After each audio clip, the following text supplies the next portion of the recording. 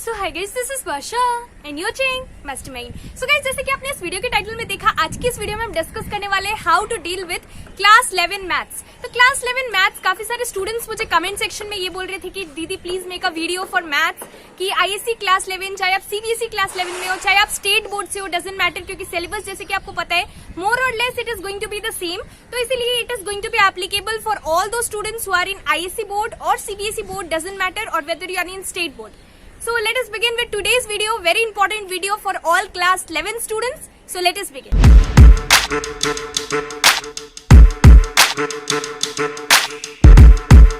Now सबसे पहले हम बात करते हैं क्लास 10 का। तो आपने क्लास 10 में ऑलरेडी मैथमेटिक्स लिया था, मैथ्स आपने ऑलरेडी प्रैक्टिस कर रखा है, कौन कौन सा चैप्टर्स है आपको पता है, आपने ऑलरेडी सब कुछ कर रखा है, राइट? सो क्लास 10 का अगर हम बात करें तो क्लास 10 में और क्लास 11 में क्या डिफरेंस है कि क्लास 11 का सिलेबस वास्ट है। जैसे कि क्लास 10 में भी मैथ्स ऐसा नहीं है कि चैप्टर्स कम था, बहुत सारे चैप्टर्स था जो कि आपको प्रैक्टिस करना है। लेकिन क्लास 11 में क्या होता है, आपके पास बहुत ही लिमिटेड टाइम रहता है। क्यों लिमिटेड टाइम रहता है? क्योंकि अगर हम बात करें अगर क्लास 10 का, तो आपका जो कि बेसिकली क्या होता है, एमएल अग्रवाल का बुक फॉलो होता है, सीबीएसई से एनसीईआरटी फॉलो होता है। तो सबसे पहले अगर हम बात करें आईसीएसई स्टूडेंट्स का, तो बेसिकली जो कि मैथ्स का सिलेबस रहता है वास्ट तो रहता है, लेकिन क्लास 9 और 10 दोनों में मैथ्स प्रैक्टिस करना पड़ता है आपको, और सिलेबस जो है आसानी से कंप्लीट हो जाता है, जैसे भी करके सिलेबस कंप्लीट हो जाता है। लेकिन अगर हम बात करें क्लास 11 का, तो क्लास 11 का सिलेबस जो है बहुत सारा सिलेबस है, सिलेबस वास्ट है, लेकिन टाइम यहाँ पर आपके पास बहुत लिमिटेड रहता है, क्योंकि क्लास 12 में अलग बुक्स फॉलो होता है, क्लास 11 में अलग बुक फॉलो होता है। सो कुछ मंथ्स के अंदर ही आपको कंप्लीट करना पड़ता है और सब कुछ न्यू रहता है। क्यों न्यू रहता है? अगर हम बात करें क्लास 10 का, तो क्लास 10 में जो चैप्टर्स थे और क्लास 11 में जो चैप्टर्स है, कुछ कॉमन चैप्टर्स है, जैसे कि आपका सीक्वेंस एंड सीरीज हो जाता है क्लास 11 में, और ट्रिग्नोमेट्री हो जाता है, ट्रिग्नोमेट्रिकल फंक्शंस। तो अगर हम बात करें क्लास 10 का, तो क्लास 10 में बेसिक लेवल का ट्रिग्नोमेट्री यूज हुआ था, लेकिन क्लास 11 का सिलेबस खाली चैप्टर्स का नाम सेम रहेगा ट्रिग्नोमेट्री, लेकिन टोटली जो कि कंटेंट है, जो क्वेश्चंस है, एक्सरसाइज का कंप्लीटली डिफरेंट है। यहाँ पर जब आप प्रैक्टिस करोगे, अगर आपने प्रैक्टिस किया है ट्रिग्नोमेट्री क्लास 11 का, तो आपको पता होगा।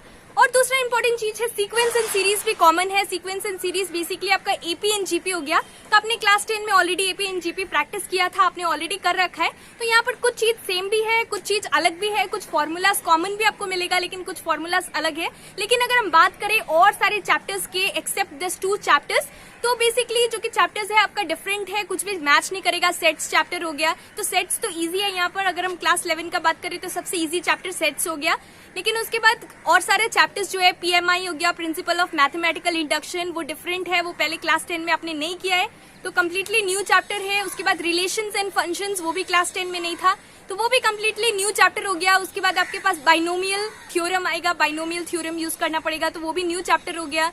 उसके बाद PMI, principle of mathematical induction, ये भी न्यू चैप्टर होगा। प्रोबेबिलिटी की बात करें तो प्रोबेबिलिटी यहाँ पर फिर से चैप्टर्स का नाम सेम है कि यहाँ पर प्रोबेबिलिटी है, वहां पर भी 10 में प्रोबेबिलिटी था। लेकिन अगर हम बात करें कि क्वेश्चंस का, no questions are same, similar नहीं है क्वेश्चंस, कंप्लीटली फॉर्मूलाज उसमें डिफरेंट यूज हुआ था, यहाँ पर आपका डिफरेंट है। अगर हम बात करें क्लास 12 का, तो उसमें भी प्रोबेबिलिटी है, लेकिन वो एक बहुत ही हाई लेवल का प्रोबेबिलिटी है, और वहां पर आपका जो कि कंटेंट है, जो क्वेश्चंस है, कंप्लीटली डिफरेंट है वहां पर, और आपको कुछ भी समझ में नहीं आएगा। तो बहुत इंपॉर्टेंट है कि आपको अभी से प्रैक्टिस करना पड़ेगा।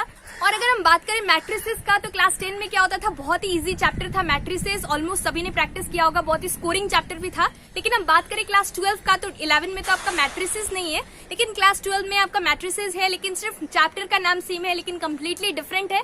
क्वेश्चंस बहुत ही टफ होता है, कुछ बहुत ही लेंदी क्वेश्चन होता है, ऑलमोस्ट 6 मार्क्स का क्वेश्चन पूछा जाता है एग्जाम्स में। तो आप समझ सकते हो कि अगर 6 मार्क्स का क्वेश्चन है तो कितना लेंदी होगा, 2 पेजेस 3 पेजेस तक एक्सटेंड हो जाता है, और साथ ही साथ बहुत बड़ा बड़ा कैलकुलेशंस करना पड़ता है।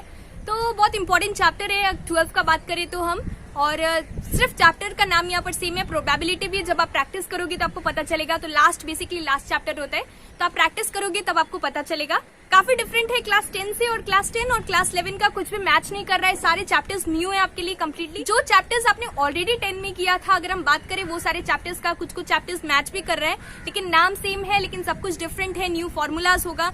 और क्लास 11 का मैथमेटिक्स अगर आप ठीक से प्रैक्टिस नहीं करती हो तो डेफिनेटली टफ होगा। और क्लास 12 में भी बहुत ही ज्यादा इंपॉर्टेंट है कि कुछ चैप्टर्स कॉमन रहेगा, ट्रिग्नोमेट्री बहुत इंपॉर्टेंट है, जितना भी फॉर्मूलाज है क्लास 11 का आपको अच्छे से करना पड़ेगा, एंड डेफिनेटली क्लास 12 में भी यूज होगा। फिजिक्स में भी कुछ मैथ्स का चीज यूज होने वाला है, मैथ्स का कुछ फॉर्मूलाज तो बहुत इंपॉर्टेंट है, जैसे कि इंटीग्रेशन चैप्टर हो गया। लिमिट्स एंड डेरिवेटिव्स की बात करें तो उसमें डेरिवेशन पार्ट जो है क्लास 12 में भी काम आएगा, क्लास 11 में भी इनफैक्ट काम आएगा आपके फिजिक्स में। मैंने ऑलरेडी एक वीडियो में ये बताया था। अच्छा, और एक चीज मैं बताना भूल गई कि क्लास 10 में आपने किया था लीनियर इनइक्वेशंस, तो सिमिलरली क्लास 11 में लीनियर इनइक्वालिटीज चैप्टर है। तो बेसिकली जो क्वेश्चंस है उसमें आपको ग्राफ नहीं था, आपको बेसिकली नंबर लाइन में रिप्रेजेंट करना पड़ता था, आपको फाइनल आंसर लाकर उसको नंबर लाइन में रिप्रेजेंट करना पड़ता था क्लास 10 में। तो क्लास 11 में भी लीनियर इनइक्वालिटीज चैप्टर है और वो इजी चैप्टर है, तो आप वो कर सकते हो। सेट्स इजी चैप्टर है। कुछ स्कोरिंग चैप्टर्स की बात करें तो सेट्स, पीएमआई, उसके बाद लीनियर इनइक्वालिटीज और फिर कुछ और चैप्टर्स है जैसे कि 3D ज्योमेट्री हो गया, और साथ ही साथ ट्रिग्नोमेट्री यहाँ पर बहुत इंपॉर्टेंट है कि you can not leave that chapter. सबसे ज्यादा वेटेज है वो चैप्टर का, यानी कि मार्क्स डिस्ट्रीब्यूशन की बात करें तो वो चैप्टर से बहुत सारे क्वेश्चंस आता है, तो वो चैप्टर जो है बहुत इंपॉर्टेंट है। और डेफिनेटली फॉर्मूलाज एंड ऑल 12 में भी यूज होगा, तो बहुत ही इंपॉर्टेंट चैप्टर है। नो मैटर कितना भी आपको टफ लगे, आपको कंप्लीट करना है, वो चैप्टर को अच्छे से करना है। फॉर्मूलाज एंड ऑल बहुत ही कंफ्यूजिंग फॉर्मूलाज है, आप भूल जाओगे क्योंकि सारा फॉर्मूलाज, बहुत सारे फॉर्मूलाज है उस चैप्टर में, और सारा फॉर्मूलाज कंफ्यूजिंग है क्योंकि एक जैसा ही है, तो आपको याद करना पड़ेगा साइन, कॉस, टैन, ये सब का फॉर्मूलाज है। सो एक ये बेसिक आइडिया है क्लास 11 में क्या क्या चीज है, कौन कौन सा चैप्टर्स है। ऑलमोस्ट 13 to 14 चैप्टर्स है जो कि आपको कवर करना है, और बहुत ही लिमिटेड टाइम है। साथ ही साथ लॉकडाउन की वजह से आपका स्कूल जो है वो रीओपन नहीं हुआ है, फिजिकल क्लासेस नहीं हुआ है, तो आप समझ ही सकते हो कि कितना लिमिटेड टाइम है आपके पास। और साथ ही साथ क्लास 12 में भी काम आएगा, तो क्लास 11 एंड 12 का सिलेबस बहुत इंपॉर्टेंट है, आपको सब कुछ कवर करना है। और ऐसा नहीं है कि सिर्फ मैथ्स में यूज होता है, फिजिक्स में भी यूज होगा, तो बहुत इंपॉर्टेंट चैप्टर्स है जो कि सारे चैप्टर्स को आपको कवर करना इंपॉर्टेंट है। जो कि नेक्स्ट इंपॉर्टेंट चीज है, जितने भी आईएससी के स्टूडेंट्स हैं, तो let me tell you that काफी सारे स्टूडेंट्स मुझसे ये पूछ रहे थे कि मैथ्स का सिलेबस क्या क्या रिड्यूस हुआ है क्लास 11 में, कौन कौन सा चैप्टर्स एलिमिनेट हुआ है, उसके बारे में वीडियो बनाओ। So let me tell you that class 11 का जितना भी चैप्टर्स है, सारा चैप्टर्स सेम है। यहाँ पर जितना भी चैप्टर्स है सब कुछ सेम है, कुछ भी रिड्यूस नहीं हुआ है, कोई भी चैप्टर्स कंप्लीटली रिमूव नहीं हुआ है। और साथ ही साथ जो कि इंटरनल क्वेश्चन सब है वो भी almost more or less it is the same, तो सिलेबस चेंज नहीं हुआ है, सारा चैप्टर्स ही आपको करना है। ऐसा मत सोचो कि कुछ चैप्टर्स है जो कि कम हो गया है, रिड्यूस हो गया है। तो मैथ्स में आईएससी के लिए कुछ भी रिड्यूस नहीं हुआ है। सबसे पहले मैथ्स के लिए क्या इंपॉर्टेंट है क्लास 11 में कि जितना भी चैप्टर्स है, लिस्ट ऑफ चैप्टर्स है आपके पास जो कि आपको कवर करना है, तो सारा चैप्टर्स को जरूरी नहीं है कि आपको सीरियली जाना है, सीरियली आपको जितना भी चैप्टर्स है सीरियली कंप्लीट नहीं करना है, आपको सारा इजी चैप्टर्स को पहले लेना है। और जितना भी इजी चैप्टर्स है, और बेसिकली वो चैप्टर्स है जो कि इंपॉर्टेंट है क्लास 11 के लिए भी और क्लास 12 के लिए भी इंपॉर्टेंट है, आपको वो सारे चैप्टर्स को ज्यादा ध्यान देना है और उसे पहले कवर करना है। तो कुछ स्कोरिंग चैप्टर्स की बात करें तो आप सीक्वेंस एंड सीरीज करो, सेट्स करो, पीएमआई करो, उसके बाद लीनियर इनइक्वालिटीज करो, उसके बाद कॉम्प्लेक्स नंबर हो गया, तो वो सारे चैप्टर्स को करो, वो सारा चैप्टर्स इंपॉर्टेंट है क्लास 11 के लिए। ना अगर हम बात करें मार्क्स डिस्ट्रीब्यूशन का, चाहे आप आईसीएसई स्टूडेंट हो, आईएससी स्टूडेंट हो या फिर सीबीएसई स्टूडेंट हो, तो मार्क्स डिस्ट्रीब्यूशन अलजेब्रा का जितना भी चैप्टर्स है, जो चैप्टर्स अलजेब्रा के अंदर आता है वो सारा ज्यादा स्कोरिंग है, तो बहुत इंपॉर्टेंट है कि आपको उसको पहले कवर करना है। तो अलजेब्रा के अंदर चैप्टर्स आता है, जैसे कि कुछ चैप्टर्स है जैसे कि कॉम्प्लेक्स नंबर हो गया, लीनियर इनइक्वालिटीज हो गया, उसके बाद बाइनोमियल थ्योरम हो गया, सीक्वेंस एंड सीरीज हो गया, तो ये सारा चैप्टर्स जो है ये अलजेब्रा के अंदर आता है, सबसे ज्यादा स्कोरिंग चैप्टर्स है। एक्सेप्ट दिस सेट्स इजी है, sets and relations and functions करो, तो ये सारे चैप्टर्स का वेटेज बहुत ही हाई है, तो आपको ये सब पहले कवर करना है, इजी चैप्टर्स को करो। उसके बाद जितना भी आपको टफ चैप्टर्स लगे, परम्यूटेशन एंड कॉम्बिनेशन हो गया, ये सारे चैप्टर्स को आप बाद में करो।